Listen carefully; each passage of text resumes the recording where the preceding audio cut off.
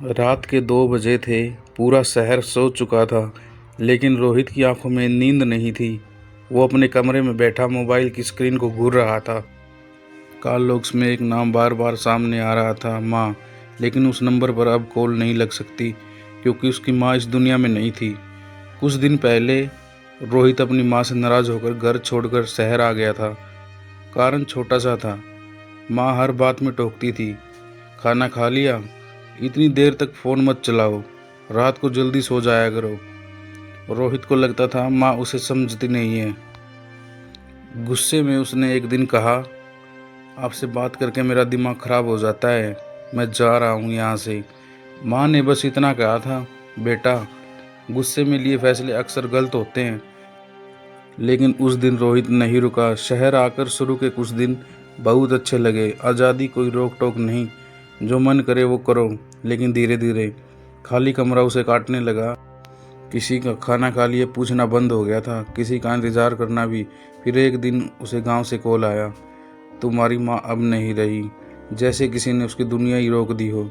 वो भागते हुए घर पहुंचा, लेकिन बहुत देर हो चुकी थी। माँ का चेहरा शांत था, जैसे वो भी इंतज़ार कर रही हो कि उनका बेटा आएगा। उस दिन के बाद से रोहित हर रात अपनी माँ का नंबर खोलता और कॉल करने की कोशिश करता। उसे पता था कॉल नहीं लगेगी, फिर भी शायद दिल को सुकून मिलता था। एक रात उसने हिम्मत करके कॉल बटन दबा दिया। आप जिस नंबर पर कॉल कर रहे हैं वह इस समय उपलब्ध नहीं है। यह वही रिकॉर्डिंग थी, लेकिन आज उसे ऐसा लगा जैसे माँ कह रही हो, मैं यही हूँ बेटा, बस दिखाई नहीं देती। रोहित रो पड़ा। उसने धीरे से कहा, माँ, माफ़ कर दो मुझे, समझ नहीं आया, आपकी बातों में प्यार था। कमरे में सन्नाटा था, लेकिन उसके दिल में पहली बार सुकून था। अगले दिन रोहित ने एक छोटा सा काम किया। उसने अपने मोबाइल में माँ का नंबर सेव करके नाम बदल दिया, मत भूलना।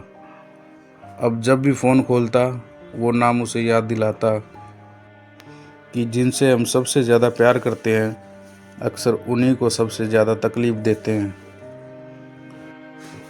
इस कहानी से हमें यही सीख मिलती है, कभी भी अपनों से गुस्से में दूर मत जाओ, क्योंकि कुछ कॉल ज़िंदगी में सिर्फ एक बार ही करने का मौका मिलता है।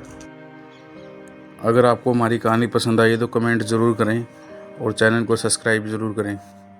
धन्यवाद दोस्तों।